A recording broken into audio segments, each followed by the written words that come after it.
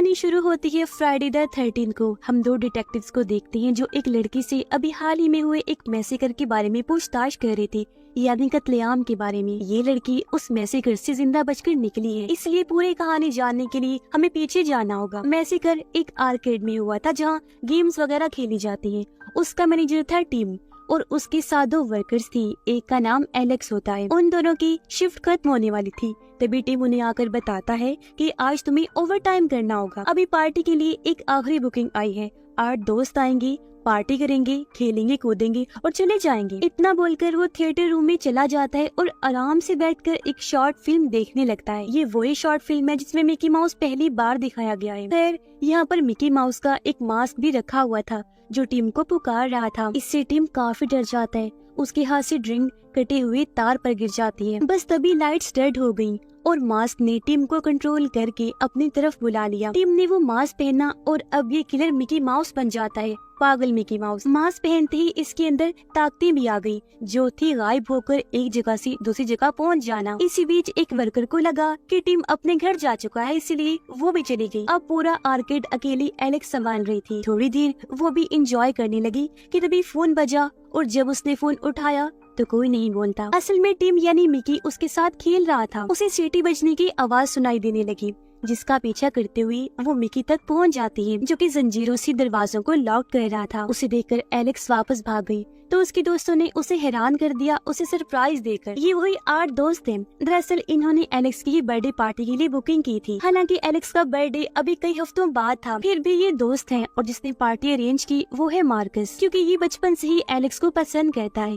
या मार्कस के साथ उसके बाकी दोस्त थे जिनकी भी एलेक्स के साथ दोस्ती थी। इसी बीच मार्कस के 2 दोस्त फिल्म देखने के लिए जा रहे थे और जाते जाते उसका दोस्त बोलकर जाता है, I will be right back, मैं वापिस आ जाऊंगा। ये सुनकर मार्कस हंसने लगा, क्योंकि हॉरर मूवी में ऐसा नहीं बोलना चाहिए, क्योंकि हॉरर मूवी का रूल है कि जो ऐसे बोलता है वो वापिस नहीं आता। उस दोस्त के साथ होता भी ऐसा ही है। मिकी ने उन दोनों दोस्तों की जान ले ली जो मूवी देखने गई थी। खैर, यहाँ से खून होना शुरू हो जाती है। जिस चाकू से केक काटा गया वो गायब हो चुका था, बाकी चाकू छुरियां भी गायब हो चुकी थी और बाहर जाने का रास्ता भी चेन से लॉक कर दिया गया था। इस घबराहट के माहौल में अगला नंबर एक और दोस्त का लग गया।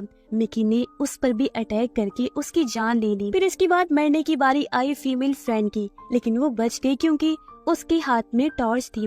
मिकी टॉर्च की लाइट से डरता है, उस लाइट में वो गायब नहीं हो सकता। वो उस लड़की से दूर भागा तो दूसरी फीमेल फ्रेंड उसके पास आ गई। मिकी ने दूर से चाकू झटका तब उसके ऊपर खून फेंक दिया, जिस वजह से वो मरी नहीं, टाइम पर भाग जाती है। इस बीच मार्कस और एलेक्स का प्यार मोहब्बत भी बढ़ रहा था। उनकी दोस्त ने जाकर बता दिया कि मामला थोड़ा सीरियस चल रहा है, यहाँ बहुत बड़ी गड़बड़ है। ये सुनकर एलेक्स ऑफिस में गई पुलिस को फोन करने के लिए, लेकिन कंप्यूटर पर भी मिकी ही बैठा हुआ था। फोन किया तो वहाँ भी वही बोल रहा था और लोगों को मारने के लिए वो 7 वाली बार में भी पहुँच गया। लोगों के पास एक एक करके उन्हें भी मारकर फिर से वापस आ गया। फिर गया एलेक्स के दोस्त के पास जो अपनी धुन में ही मगन राइड पर बैठा हुआ था, पर तभी मिकी उसे गोल गोल घुमाकर राइड के चक्रों में फंसा देता है। एलेक्स, मार्कस और उनकी दोस्त को 2 दोस्तों की लाशें मिल चुकी थी, जिन्हें देखकर इतना तो क्लियर हो चुका था कि अब यहाँ से निकलना बहुत जरूरी हो गया है। और सबसे जरूरी बात की अलग नहीं होना। एक फीमेल फ्रेंड बड़ी आराम से VR गेम खेल रही थी,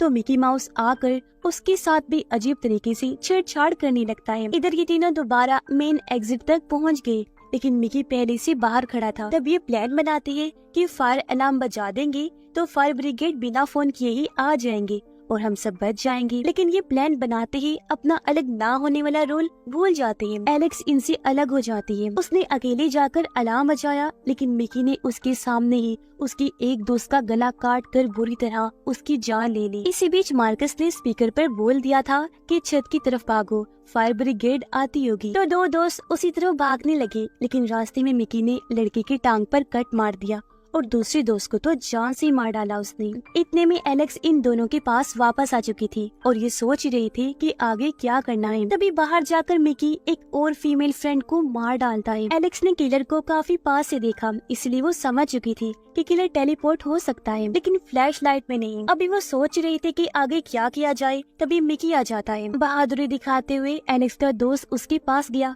जाहिर है उसकी मौत तो पक्की थी। मिकी ने उसकी भी जान ले ली। एलेक्स ने फौरन मिकी पर टॉर्च मार दी, पर इस बार मिकी ने कुछ अलग ही करके दिखाया। भागने की बजाय उसने हमला करके उस टॉर्च की लाइट को रेड कर दिया और एलेक्स की गर्दन उड़ा दी। और सबसे बुरी मौत यहाँ एलेक्स की हो गई। और अब मिकी एक दो दोस्त जो बचे हैं उनको भी नहीं छोड़ेगा, मौत की नींद सुला देगा। और इसी हॉरर भरी एंडिंग के साथ ही ये कहानी इधर ही खत्म हो जाती है।